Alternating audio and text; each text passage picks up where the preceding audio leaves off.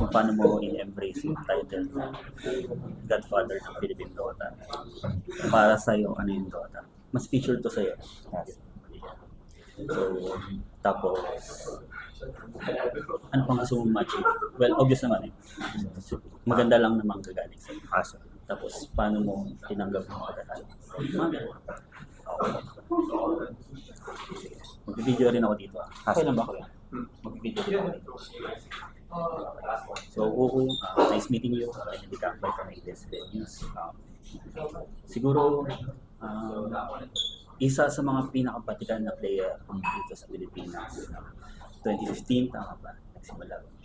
Or, Tagal na. Tagal na rin, diba? 10 years na. So, ikaw, isa sa mga tinagurian na batikan, and yun na, meron kang title na Godfather ng Philippine Dota. So, paano mo lang i-embrace yung title?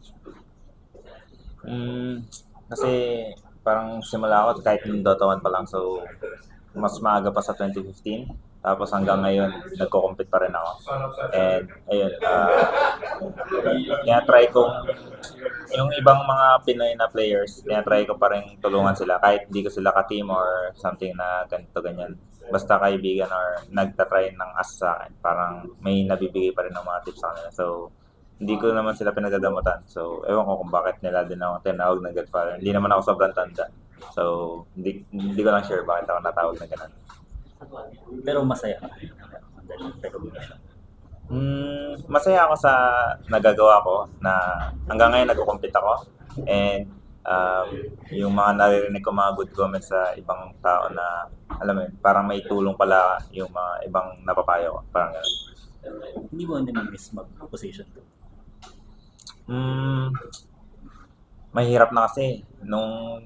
Nung lumipat ako ng ibang role, medyo mahirap bumalik sa mid kasi sobrang competitive niya na 1v1. So, ayun. Kahit gustuin man, parang mahirap talaga. Hindi ko na parang iniisip yan.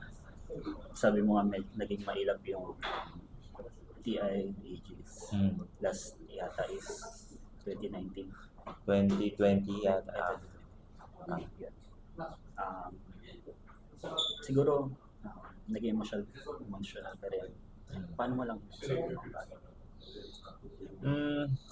kasi sa buhay Dota talaga may mga win at saka loss, pero mas masakit lang yung mga big tournaments, lalo kunyari TI. And ilang years na rin ko ulit chine-chase yung parang makalaro ulit sa TI kasi parang TI 10 yung parang pinakalas kaya TI 40 na. So ayun, nabigo na naman eh. Tatry ulit ng next year if ever na may opportunity pa mag-compete. Siguro ano lang yung mga pinaka-grateful ka sa buong span ng karera mo sa Dota? For me, parang grateful ako sa parang lahat ng parang napapasokan akong org and sa mga nagiging teammates ko. Kasi tulad nito sa Talon, if ever na ayun nga, parang may parang roster changes din kami kasi hindi rin kami ganun ka okay yung lineup talaga. Parang shaky din. And parang nabigyan nila akong opportunity na ako yung mag-captain and mag-lead sa kanila. Tapos, ayun, na binubuhat nila ako sa mga, lalo yung sa Dream League na feel ko na lakas ng teammates ko. Siguro, well, reflect na lang ito. Kasi, gano'n mo kamahal yung Dota?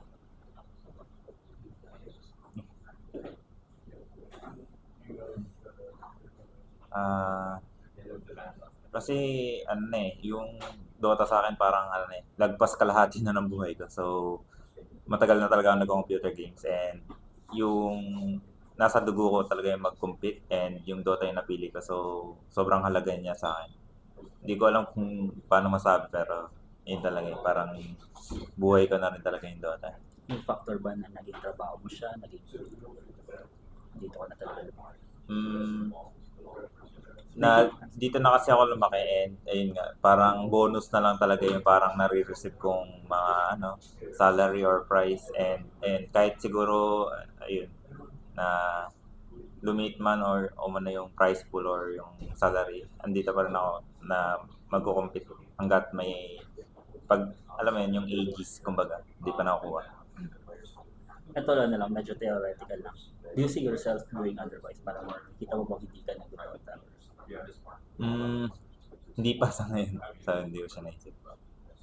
Siguro sa mga bagong henerasyon, Mm. mahalaga kasi may transition tayo kasi amin naman natin sa hindi din tayo. Yung mga nag-retire naman talaga. Gano'n lang kahalaga na meron tayo young blood sa Pilipinas pagdating sa Dota.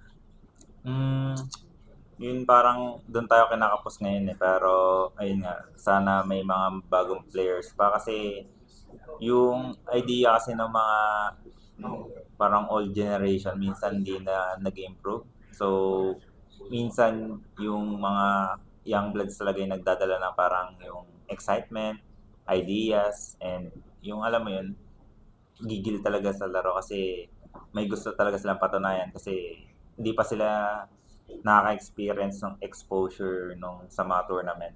Kasi yun, lalo pag sa mga LAN, usually kasi ganun eh. May feel mo talaga na yun, may mga winning video rin yung kunyari yung Nemesis yun, maganda rin sila. Talagang manalo yung mga ganun teams.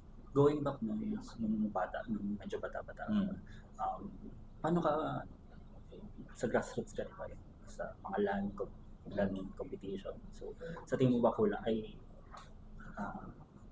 paano ko pa sasabihin? Kulang ba yung mga grassroots events ngayon or hindi? Siguro wala na talaga para sa ano. Ang kumbaga yung nagiging basehan na lang para makuha sila yung mga young bloods is yung rank match. Like kailangan magpataas ng MMR.